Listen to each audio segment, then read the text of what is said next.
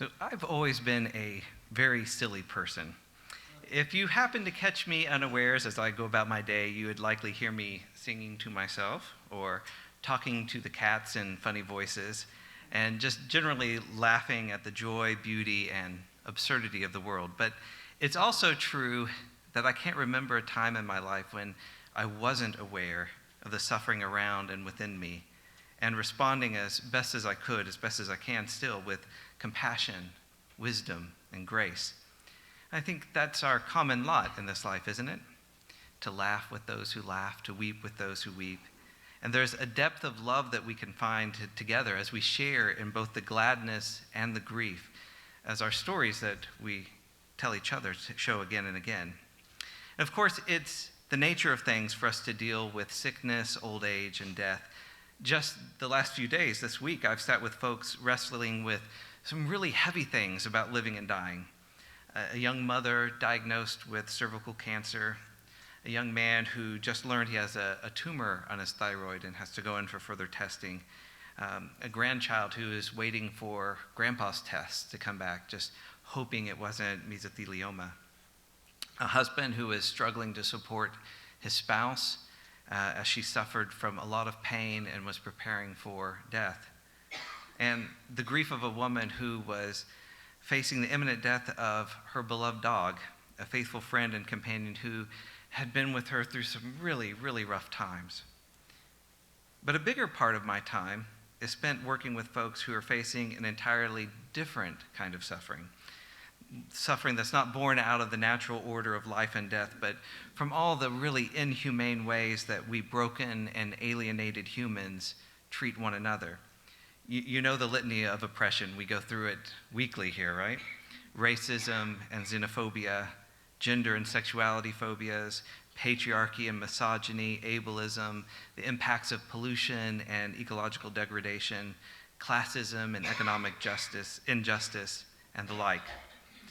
I think of these oppressive systems like spokes on a great wheel, one that's always turning and crushing the life of vulnerable and oppressed people with the injustices of violence and poverty.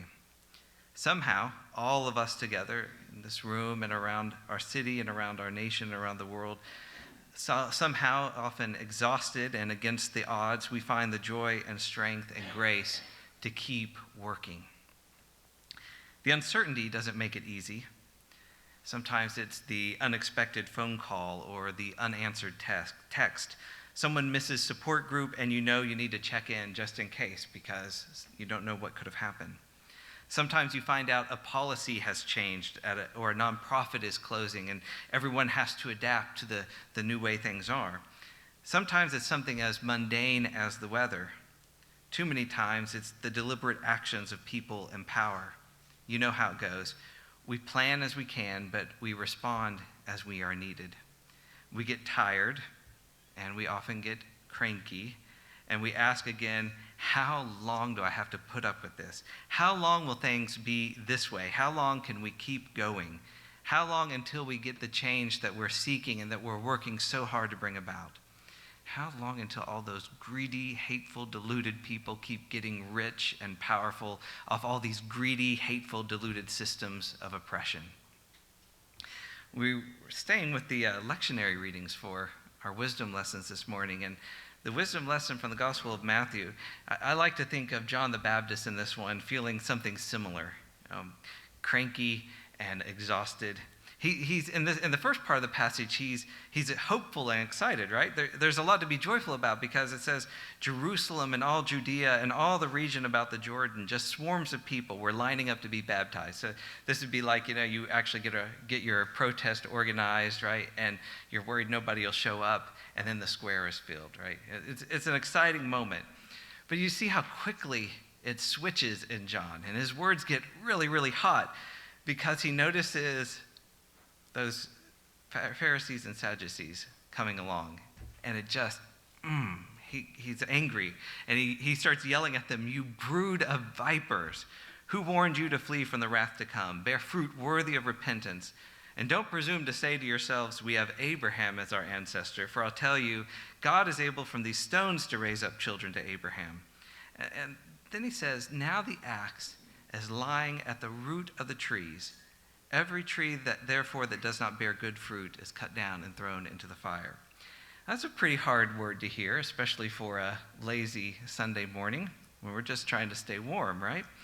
The axe is at the root of the tree, and don't you dare kid yourself if you think that you're somehow so special and important that you can avoid the consequences of humanity's bad decisions. Ouch, right? I feel like that a lot of times, though. I mean, not usually toward myself, usually toward others. I feel that way, right? Because I see how unnecessary all this suffering is that's around us. It's the parent who kicks out his queer child from the house because he wants to show some misguided tough love. It's the payday loan business that knows they can charge 400% interest because my friend is out of options.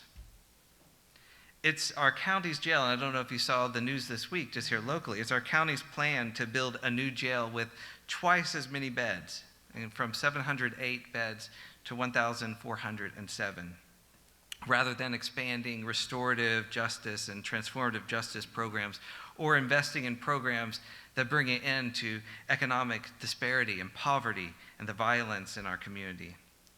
It's my friend losing her job as a church music director when she came out as transgender.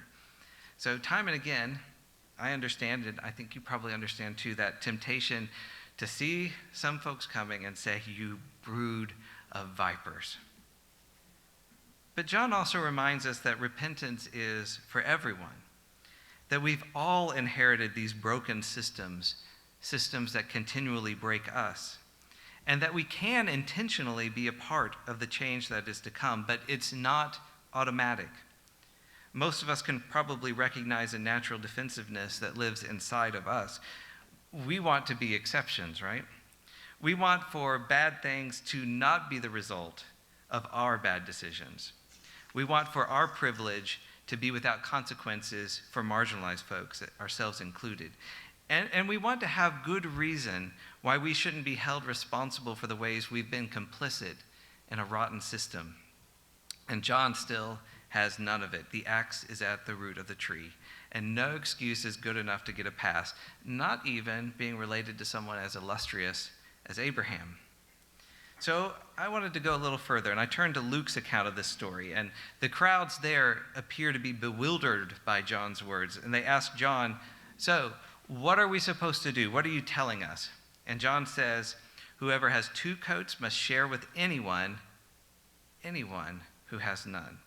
Whoever has food must do likewise." Even tax collectors came to be baptized, and they asked John, "Teacher, what should we do?" And he said to them, "Collect no more than the amount prescribed for you." Soldiers also asked him, "And we, what should we do?" And he said to them, "Do not extort money from anyone by threats or false accusation, and be satisfied with your wages." Now, too many times, in my religious past, I've heard this teaching reduced to a morality tale, right?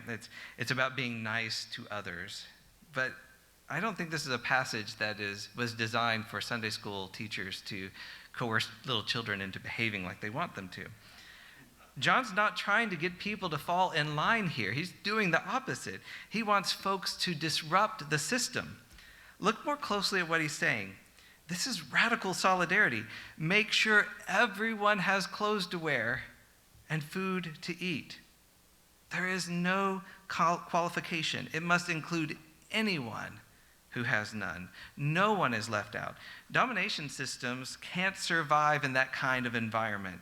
They thrive on setting exploited folks against one another, and they are counting on the idea that our fear of scarcity will drive us apart. John offers a different vision. We insist on all of us having access to the basic necessities of life. Today, we express this in our insistence on having universal access to health care, to housing, to food, to education and transportation and employment. Put the axe to the root of this rotten system of scarcity and greed. There is more than enough for everyone if we take up this simple practice of sharing with anyone who has none. Amen. And what about this tax collecting bit? Collect no more than the amount prescribed for you? I mean, that just sounds like follow the rules, right? No. The Roman Empire used a system of tax farming where the highest bidder was authorized to collect taxes on behalf of the empire. Buying the rights to collect those taxes made the collector responsible for that amount. And that was a financially attractive situation because it carried some risk, right? It was financially attractive only if the collector could count on adding fees on top. To do so, you also had to somehow make yourself comfortable with the idea of taking advantage of people who were already being taken advantage of, folks who were being crushed by the empire. And doing so made you a participant in that imperial violence. And what does John the Baptist say? Collect no more than the amount prescribed for you. That might not sound subversive, but consider what motivation is left to be a tax collector if that's what you're doing. Collecting only the actual taxes removed all financial incentive to become a tax collector. It would force the collector to do the empire's will without receiving any payment or reward.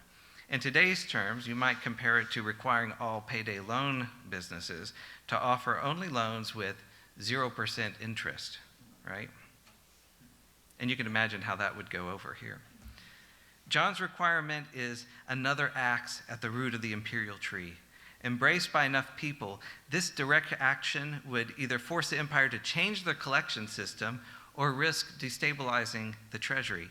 And again, John points to bringing folks back together, folks who would normally be pushed away. He's bringing them back together. Tax collectors and common folk alike are invited to see how the oppression is actually at work in and around them.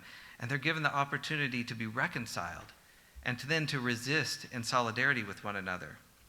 Not to be forgotten, the soldiers also want to know what repentance might look like, and John replies to them, don't extort money from anyone by threats or false accusation, and be satisfied with your wages. Again, we're dealing with a person or people who've been authorized to in this case, be the iron fist of Rome. These were folks who imposed and maintained order in the face of occupation, a so-called peace that valued stability, and used the monument of empire to hide the blood and bones of those it crushed. And like all oppressive systems, John recognized that imposing order from above often required threats and false accusations. You don't always have complete willingness, right? You have to coerce people to go along with this. And I think we find ourselves in the 21st century yet again, where we can recognize a whole criminal justice system that threatens and falsely accuses again and again. And perhaps this is seen most clearly in the way people have been increasingly motivated to give up their right to a trial and simply enter a plea. Over the last 50 years, the number of folks entering a plea has gone up to 97%. You heard that right. This is a quote. Over the last 50 years, defendants chose trial in less than 3% of state and federal criminal cases, compared to 30 years ago when 20% of those arrested chose trial. As a report from the National Association of Criminal Defense Lawyers explained it, guilty pleas have replaced trials for a very simple reason.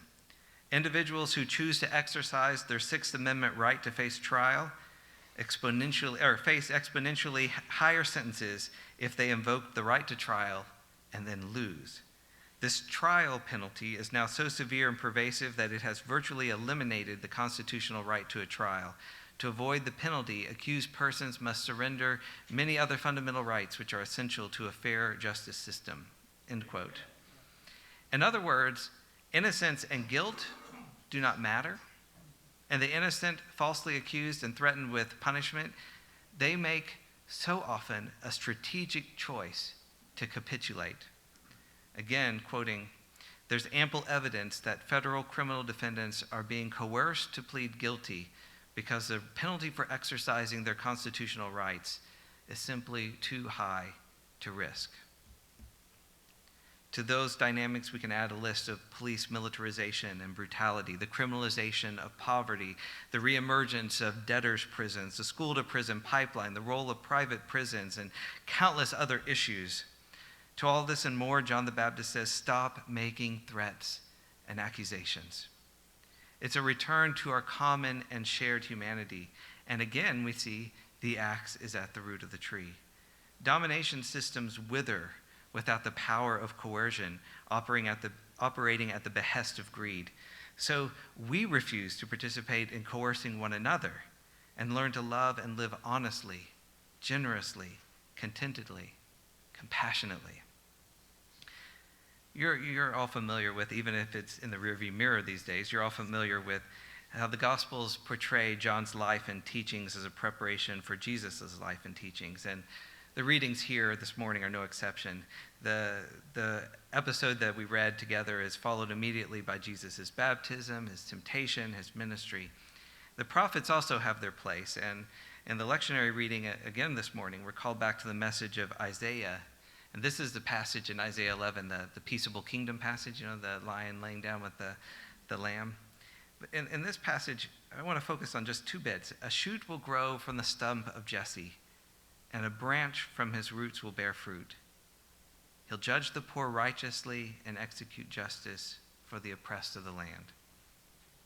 I can't help but believe those words were echoing through the minds of John and his listeners when he told them the axe was at the root of the tree. And it gives us another reason to hear John's words not as threats, but as invitations. With the tree cut down, a shoot shall come out from the stump, and the community has a chance to begin again and grow in justice, wisdom, joy, love, and peace. And that second part is so essential and important. We're not merely cutting down the tree. We're creating space for something new to grow. And we nurture that shoot, caring for it as it puts out leaves and fruits. But it's hard work. And what I feel concerned about sometimes is how discouraged we're all becoming over the last years. In March of this year, the Pew Research Center released data that showed the majority of respondents, in their words, predict that the economy will be weaker, healthcare will be less affordable, the condition of the environment will be worse, and older Americans will have a harder time making ends meet than they do now. Also predicted a terrorist attack as bad or as worse than 9/11 sometime over the next 30 years. That's not a cheery outlook, right, on what's ahead. And discouragement is not an unreasonable response. In fact, I think it is a reasonable response to all the injustice, violence, and other bad news we hear every day. What we have to be aware of is when our discouragement becomes deterministic, when we come to believe that the worst case scenario is not just possible, but it's inevitable. That's what's going to happen. A few years ago, we read Naomi Klein's book together, No Is Not Enough, for our Sunday class.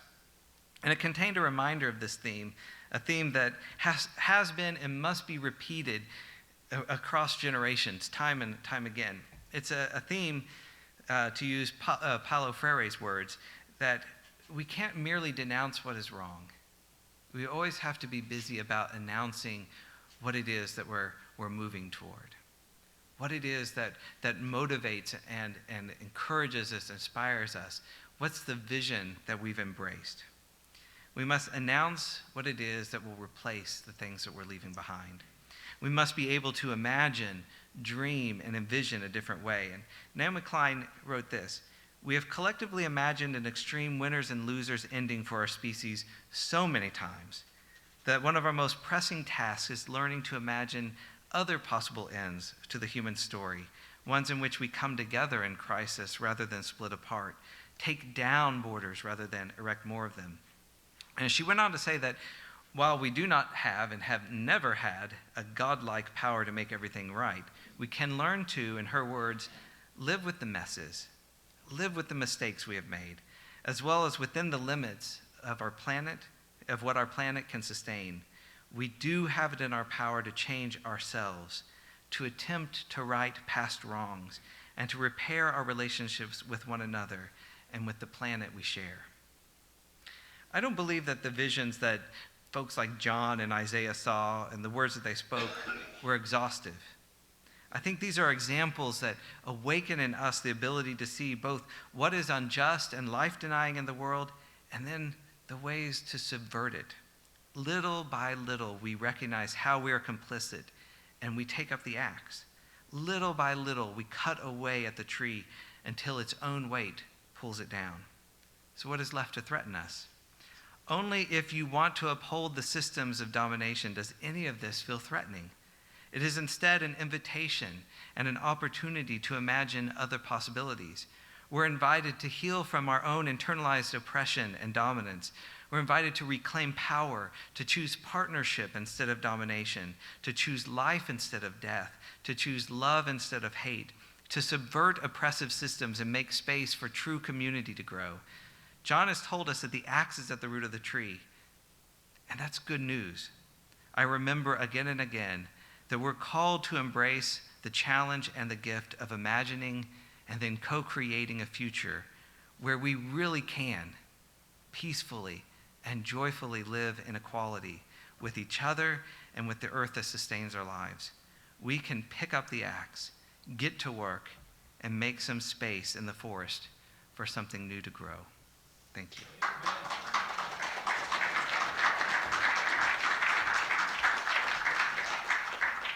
Thank you for watching our videos. We are entirely dependent on the donations of our listeners and members. We hope that you find this content to be important enough to help us to keep offering these videos to the public at no charge by becoming a regular contributor. Please click on the donate button on our website at www.spfccc.org. Thank you for your support of progressive religious programming.